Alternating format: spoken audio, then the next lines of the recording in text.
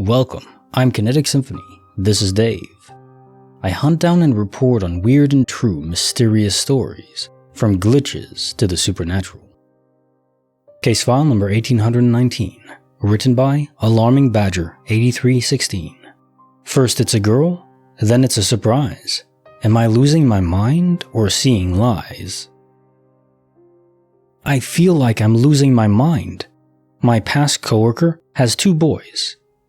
She became pregnant with her second baby boy while we still worked together, before she knew the gender. Would talk about how she hopes it's a girl, as this will be their last baby. Well, he was a beautiful little boy, and she was head over heels. Fast forward 6 years later, we're still friends on social media, and late last year she announced, "Baby girl, last name, coming July 24th. Written in chalk with her boys in the picture. I literally even told my husband, "Oh yay, coworker is having a girl.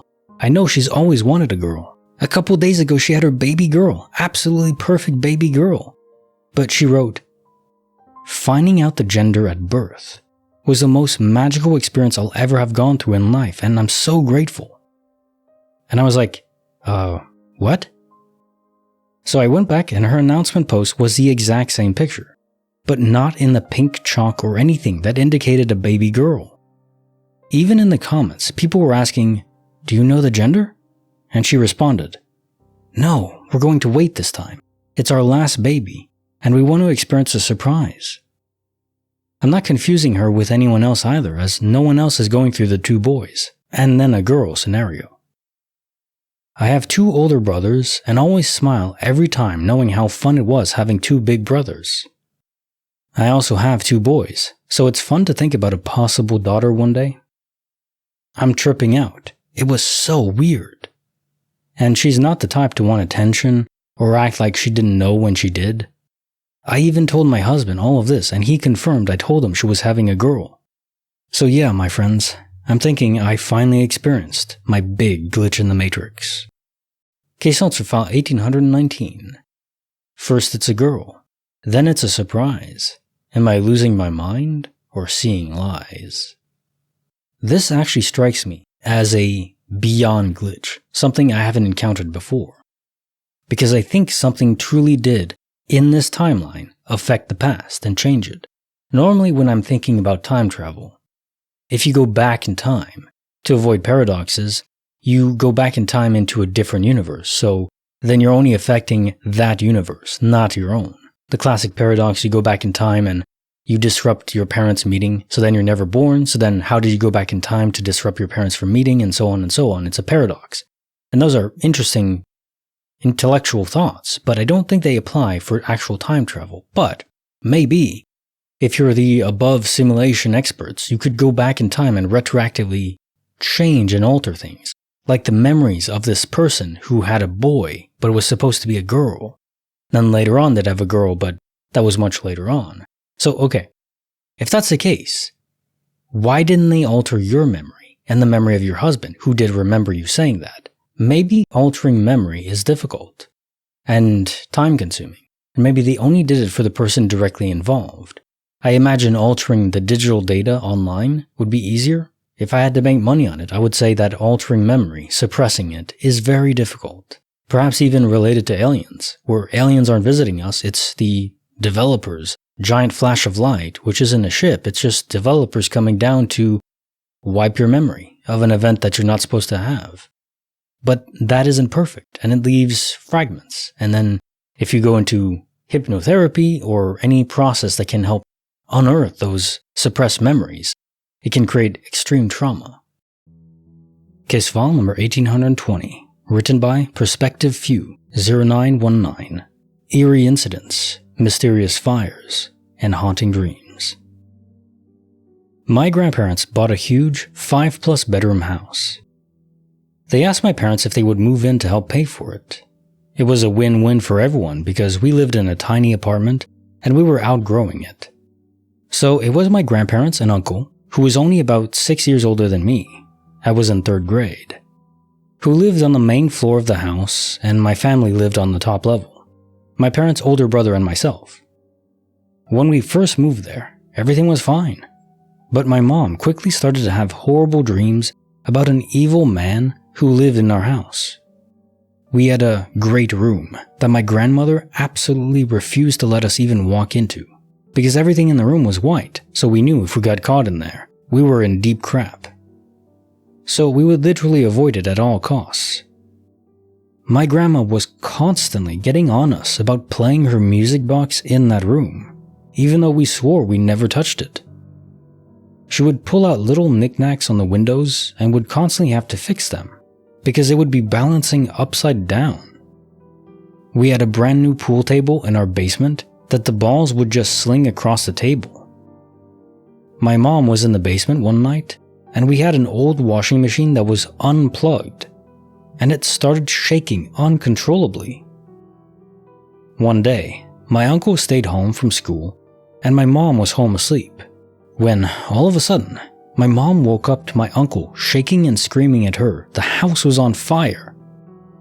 Our house had multiple smoke alarms, but none of them ever went off. Luckily, they were able to get out because the bottom of my mom's bed had caught on fire and she was literally about to go up in flames. Our house was basically completely gutted out, so while we were getting it fixed, we lived in our pole barn, our garage, and a camper my cousin let us use. We didn't want to inconvenience anyone, so we tried to stay on the property. Well, one day, when my grandparents were out, the camper that my cousin let us use also caught on fire. No one could explain what happened, it just seemed to catch on fire. We ended up getting to move back into our house around October of the same year. When we moved in, the previous owner, a woman and 2 daughters, randomly showed up and asked to walk around the property. We thought it was kind of weird, but figured that they had a lot of good memories there. So they walked around for a while and came back and thanked us, and then proceeded to tell us that her husband was the one who built not only our house, but also the pole barn that we had been living in as well. She said that he was a very bad alcoholic and had choked on his vomit and passed away in the garage. She said that her husband always told her he wanted all of his ashes spread on the property if he were to pass. She said she couldn't bring herself to do it, so she spread some ashes, buried some, and then saved the rest. But when she buried them, she just kinda dug a random hole and then put them in there, and that was it. The lady and her daughter leave, and we think nothing more about it. At the end of that month, I woke up panicked, and something told me to look out my bedroom window, and no sooner did I do that, and our pole barn that we just moved out of literally just exploded in flames. My mom ended up having a dream shortly after about the man in the house, and he was pissed at his wife for not respecting his wishes.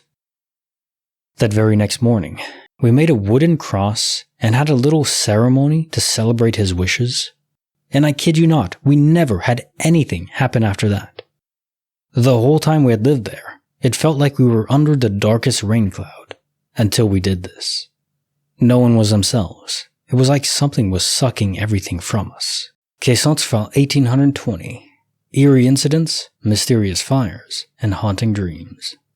I wish we had more of those kinds of homes. The multi-family home, or, even better, having 2 homes on the same piece of land. I wish that was generally allowed. Zoning generally doesn't allow that, but you should have families living together.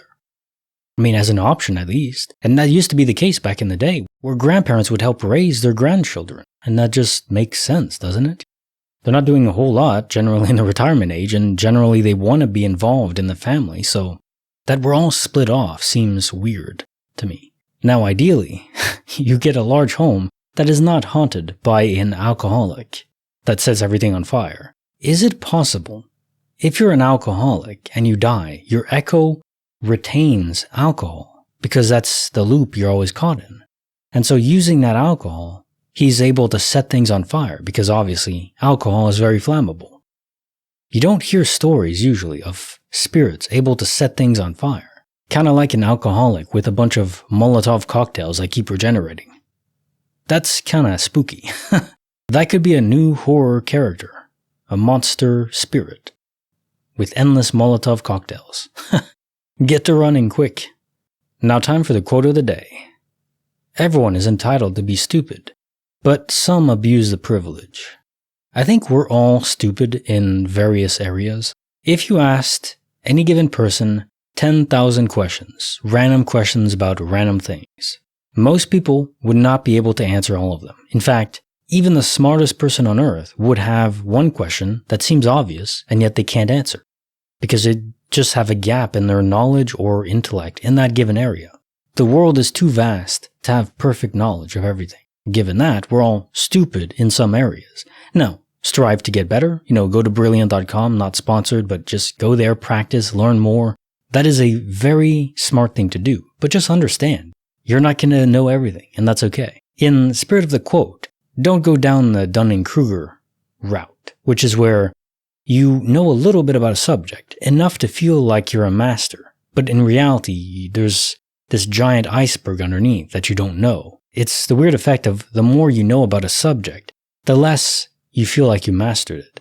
But if you know just a little bit, then you kind of feel like you have the reins and you know exactly what's going on. So be careful about that. Don't abuse the privilege of being a normal human being. Be smart, be wise. Yeah. Like the video, subscribe, hit the bell. Kinetic Symphony signing off.